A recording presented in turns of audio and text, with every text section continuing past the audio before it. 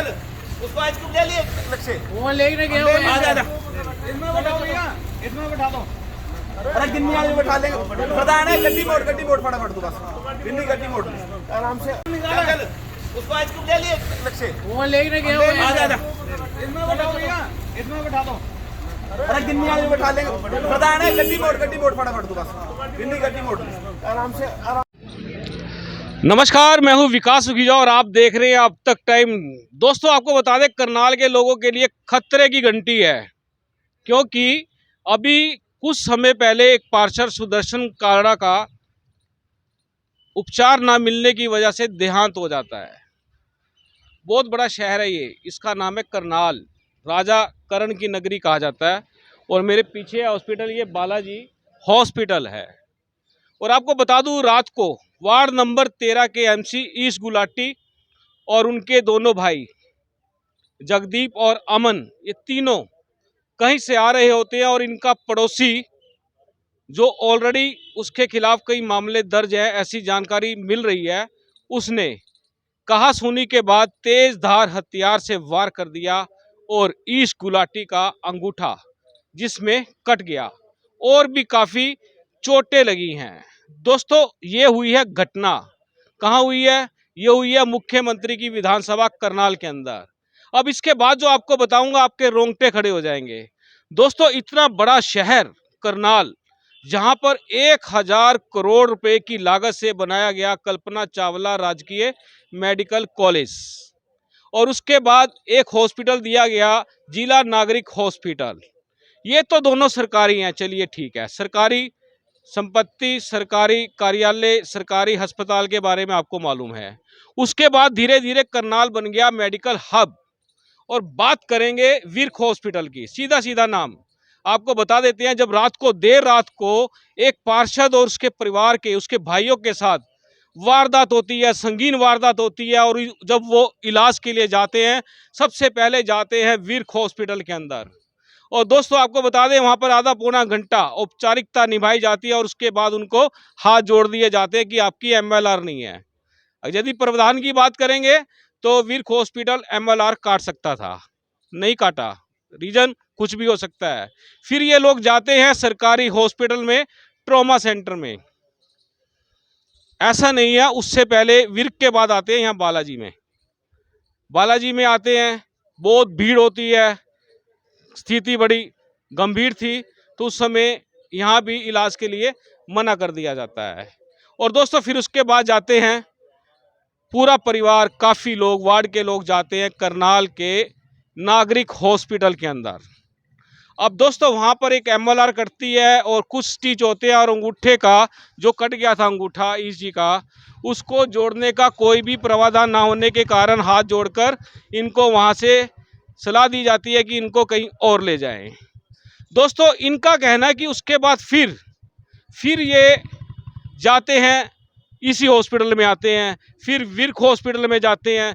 मतलब आप ये अंदाज़ा लगाएं कि लाखों करोड़ों अरबों रुपए खर्चने के बाद भी करनाल के लोगों को जो मेडिकल सुविधा मिलनी चाहिए वो नहीं मिल पा रही है। इसका रीज़न क्या हो सकता है वो आपको मालूम है और मुझे भी मालूम है। रीज़न क्या है कि सरकार की उदासीनता कहेंगे, सीधा सीधा उदासीनता। जब जनप्रतिनिधियों का ट्रीटमेंट नहीं होता और आम लोग, आप लोग, हम लोग कहाँ और किस खेत की गाजर मूली कहते हैं होंगे।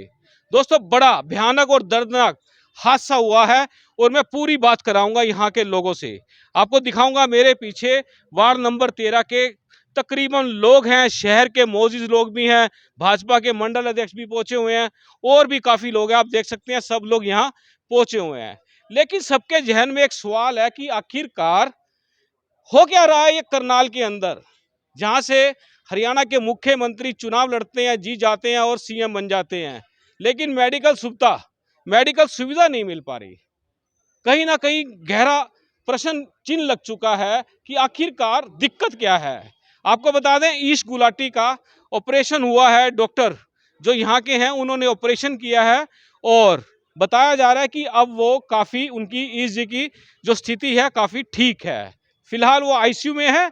मामला बड़ा गंभीर है, पूरे वार्ड के अंदर लोगों के अंदर आक्रोश है और जिस व्यक्ति ने इस वारदात को अंजाम दिया है उसको राउंड अप किया है सदर बाजार पुलिस चौकी ने। दोस्तों अब आप इस बात को भी ध्यान रखें कि ईश गुलाटी का घर है जो सदर बाजार चौकी जो है सिर्फ एक दीवार का फासला है बीच में, मतलब कि चौकी के बगल में ही इतनी संगीन वारदात, वो भी पार्षद के साथ।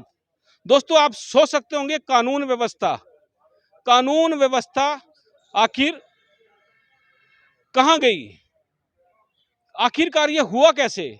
मैं आपकी सीधी बात कराऊंगा, ईश गुलाटी के भाई हैं जगदीप जी से, उनसे बात कराऊंगा और लोग भी हैं यहाँ पर, सबसे जानने की कोशिश करेंगे पूरा मामला क्या है, हर चीज जानेंगे, छोटी छोटी बारीक बारीक आपको मैं पूरी खबर दिखाऊंगा। और दोस्तों इस पूरी खबर को देखना, जगदीप जी हैं, जगदीप जी से बात कर लेते हैं। पूरा हादसा क्या था जगदीप जी, कैसे क्या बात होगी।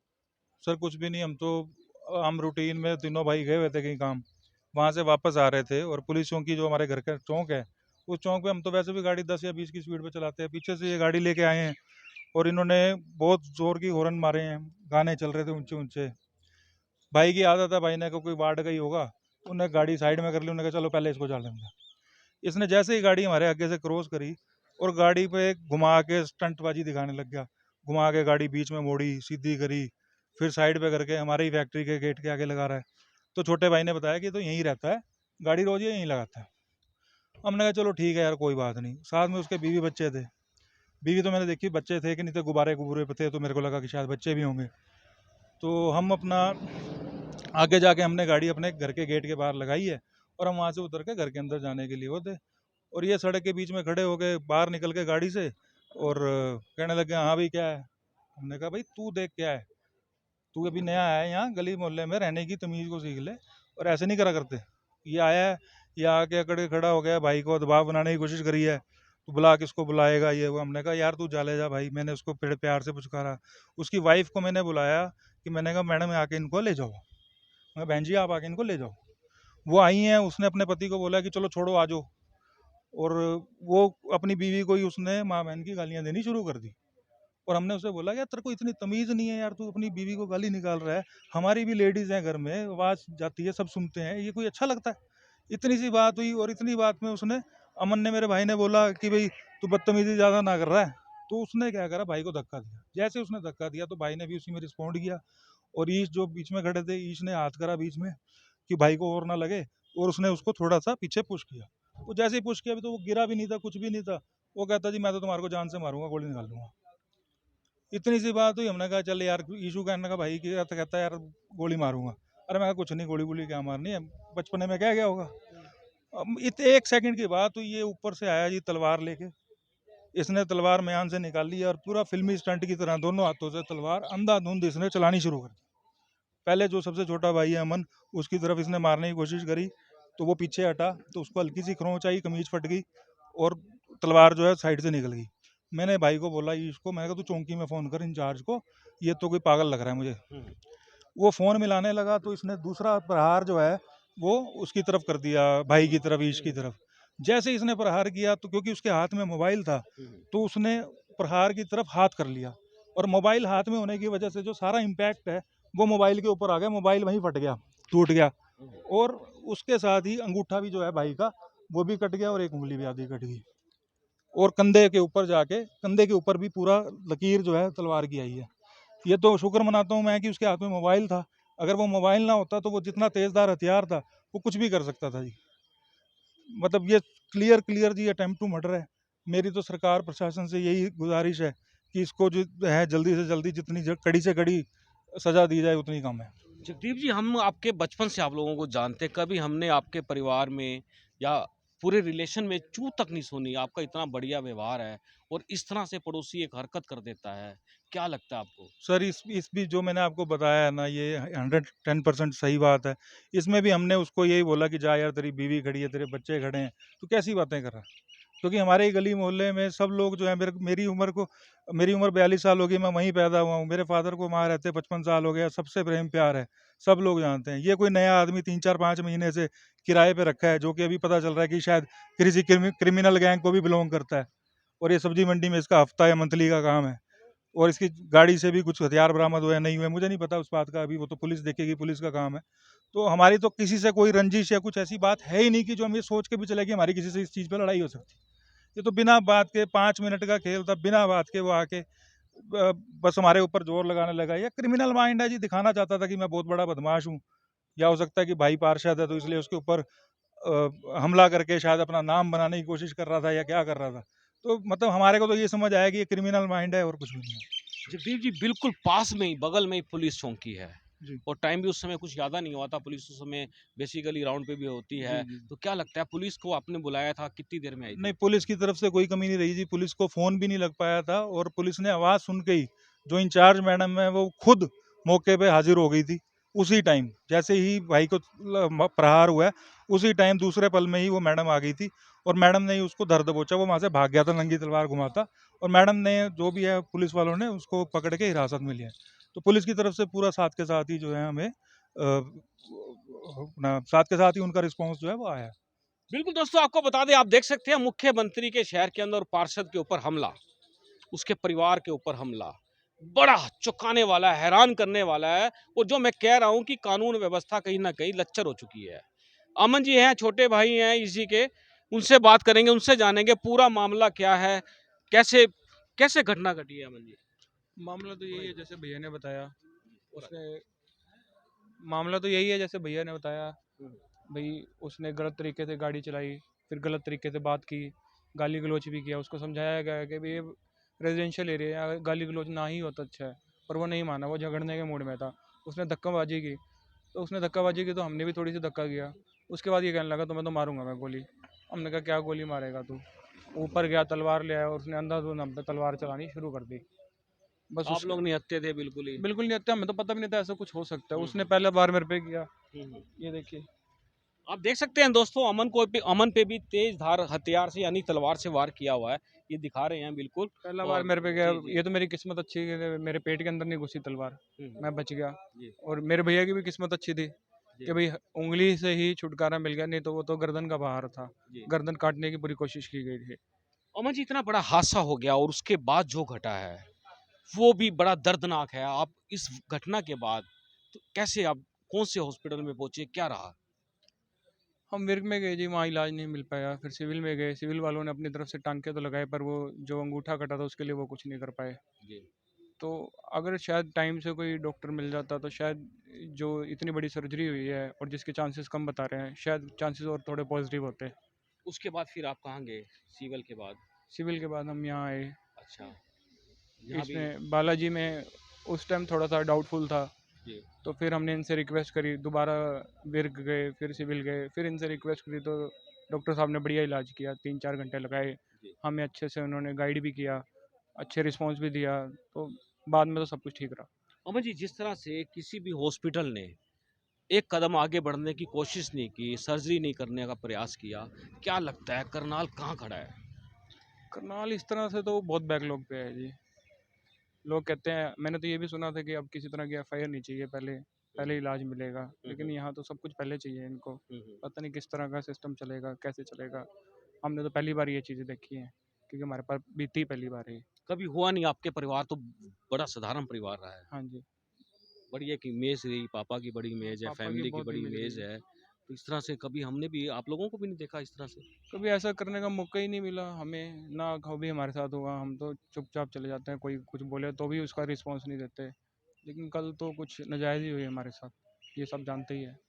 बिल्कुल दोस्तों, आपको बता दें, नजैज ईश गुलाटी के परिवार के साथ तो हुई, उससे पहले हुई थी सुदर्शन कालरा जी के साथ, जो कई बार के एमसी रह चुके हैं, बीमार हो जाते हैं, उनको ट्रीटमेंट नहीं मिलता, पीजीआई पहुंचा दिया जाता है, सरकार फ़ोन करती है कि इनको देखा जाए, लेकिन उसके बावजूद भी उनका देहांत हो जाता है। अब बात करें ईश गुलाटी की, तो ईश गुलाटी वाला मामला भी दोस्तों बिल्कुल बिल्कुल एज इट इज। आप देखो कितनी डॉक्टरों ने कैसे घुमाया, कमाल हो गई है। इस मेडिकल हब माना जाता है करनाल को।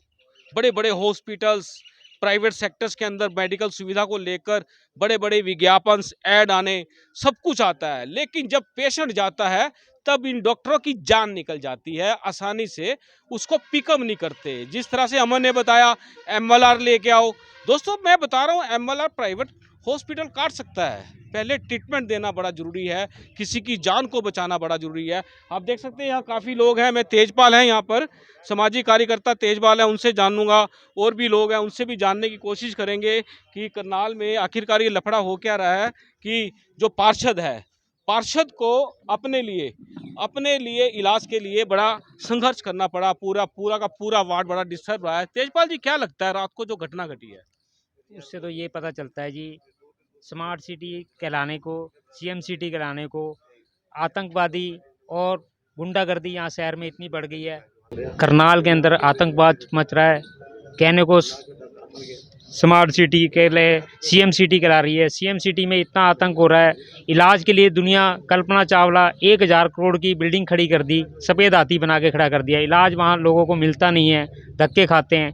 एक अंग कट जाए उसके लिए प्राइवेट हॉस्पिटलों के धक्के खाने पड़ते हैं। यहाँ पे गरीब जनता के लिए कोई सुविधा नहीं, बड़े बड़े आदमी यहाँ धक्के खा रहे हैं, बिल्डिंग बना के खड़ी कर दी। इसलिए हमारे लिए तो CM सिटी के नाम से धब्बा है, कुछ नहीं है। तेजपाल जी, एक पार्षद के साथ इतनी बड़ी वारदात होती है रात को, फिर उसको गोल गोल इलाज के लिए गोल गोल घुमा दिया जाता है, ये क्या सौभाग्य है या दुर्भाग्य है करनाल का? दुर्भाग्य है, जब एक पार्षद मौजूदा आदमी होता है उसके साथ ये हाल हो रहा है हॉस्पिटलों में, आम जनता क्या परेशान नहीं हो रही होगी, परेशान पूरी हो रही होगी।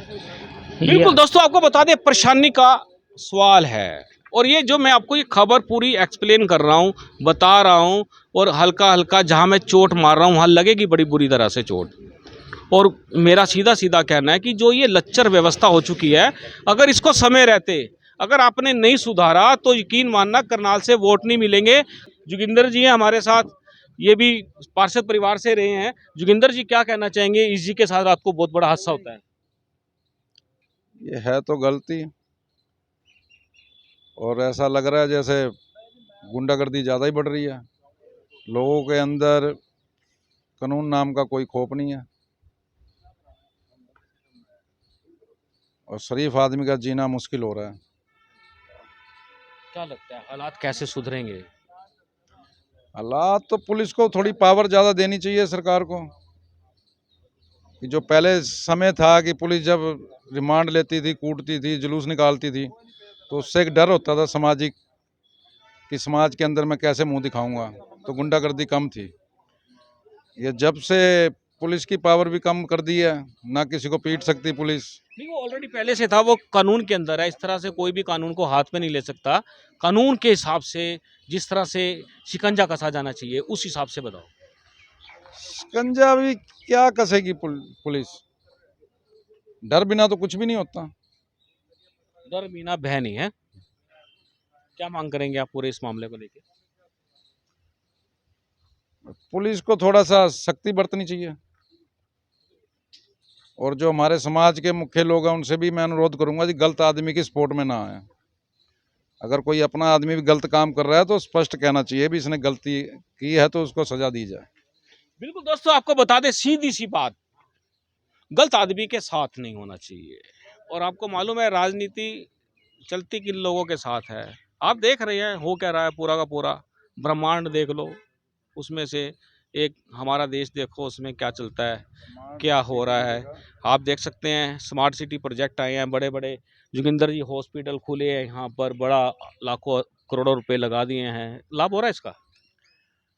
मेरे हिसाब से तो स्मार्ट सिटी की जगह स्मार्ट हॉस्पिटल होने चाहिए, जिसमें चाहे वो गरीब हो चाहे अमीर हो, सबका इलाज हो सके। अमीर आदमी सरकार को टैक्स देता है तो उसको मिलता क्या है, टैक्स देने के बावजूद भी अपना इलाज प्राइवेट कराना पड़ता है।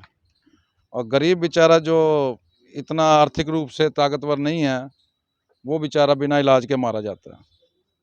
तो ये जो स्मार्ट सिटी की जगह इतना पैसा अगर स्मार्ट हॉस्पिटल में लगाते हैं तो शायद काफ़ी तरक्की होती, एक लोगों का जो जीवन है वो अच्छा गुजर सकता था। और इससे जो अधिकतर लोगों में करप्शन के कारण दो ही हैं, एक तो पढ़ाई का खर्चा ज़्यादा और दूसरा दवाइयों का खर्चा। अगर ये सरकार सही कर दे तो इंसान में करप्शन की भी कमी आएगी। बिल्कुल दोस्तों, आपको बात करें, चलिए मैं आपको हॉस्पिटल एक बार फिर दिखा देता हूँ। आप देख सकते हैं निजी हॉस्पिटल है, बेसिकली ये बर्न हॉस्पिटल है, जो लोग जल जाते हैं उनका इलाज होता है और बड़ा स्ट्रिक्टली इलाज होता है। बड़े अच्छे डॉक्टर हैं यहाँ के और उनके काम में किसी तरह की कोई भी फिलहाल शिकायत नहीं है। लेकिन जिस तरह से ये आवाज़ सामने उठकर आ रही है कि स्मार्ट सिटी की बजाय स्मार्ट हॉस्पिटल हों, स्मार्ट शिक्षा के केंद्र हों, स्मार्ट नेता हों, तो तभी ये आगे बढ़ पाएगा। दोस्तों इस गुलाटी से जानलेवा मंत्रा, साथ में इनके सामने वाले मकान में एक पड़ोसी रहता है और उनका गाड़ी को लेकर किसी प्रकार का झगड़ा हुआ। बाहर से हमने बोला है तो क्या गुलाटी एमसी की तरफ से हमारे पास शिकायत आई नहीं है, लेकिन हम मौके पर पहुँच गए। बता रहे डॉक्टर साहब बता रहे कि हम उठा करता हम चाहेंगे इस खबर को ज़्यादा से ज़्यादा शेयर कर देना। आप देख रहे हैं अब तक टाइम्स, मैं हूँ विकास सुखीजा अपने साथी राकेश के साथ। नमस्कार, जय हिंद, जय भारत।